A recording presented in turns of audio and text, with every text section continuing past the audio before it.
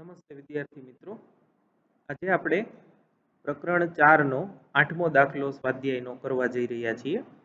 આ દાખલો સોલેનોઇડના ચુંબકીય ક્ષેત્ર પરનો દાખલો છે. તો આપણે રકમ વાંચતા જઈએ અને ગણતરી કરતા જઈએ. 80 સેન્ટીમીટર લંબાઈના એક સોલેનોઇડ પર પાસ પાસે દરેક 400 આટાવાળા 5 આવરણ વીંટાળ્યા છે. હવે આપણે ડેટા કલેક્શન કરતા જઈએ. આમાં એ કરવું પડશે. સોલેનોઇડની લંબાઈ L 80 સેન્ટીમીટર એટલે કે 0.8 મીટર. આટાની સંખ્યા n બરાબર 5 લેયર ગુણ્યા 1/400 આટા, એટલે આ ટોટલ 2000 આટાની સંખ્યા થઈ. સોલેનોઇડનો વ્યાસ D બરાબર 1.8 સેન્ટીમીટર. તો આના પરથી ત્રિજ્યા થશે 0.9 સેન્ટીમીટર અને 8 એમ્પિયર વિદ્યુત પ્રવાહ વહેતો હોય તો I આપ્યું છે 8.0 એમ્પિયર. તો કેન્દ્ર પાસે ચુંબકીય ક્ષેત્રનું મૂલ્ય કેટલું? તો તમે આ બે આંકડાઓ જુઓ. 0.8 એ લંબાઈ છે અને ત્રિજ્યા 0.9 છે.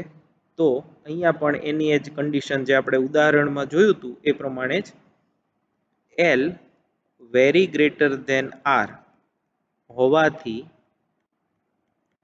સોલેનોઇડને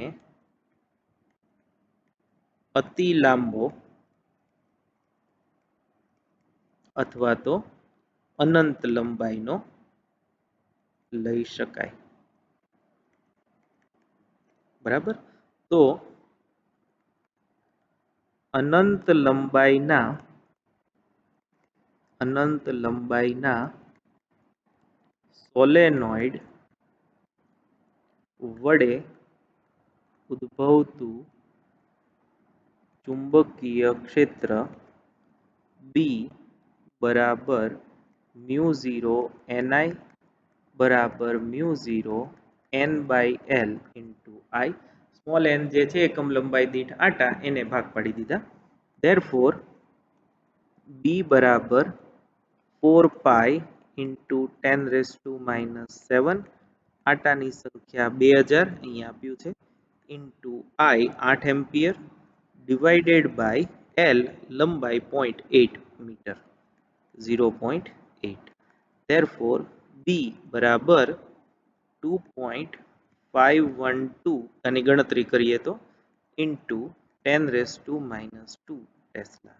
આ સોલેનોઇડના અંદરના કોઈ વિસ્તારમાં અથવા તો કેન્દ્ર પર અક્ષને સમાંતર ચુંબકીય ક્ષેત્રનું મૂલ્ય થશે. Thank you very much.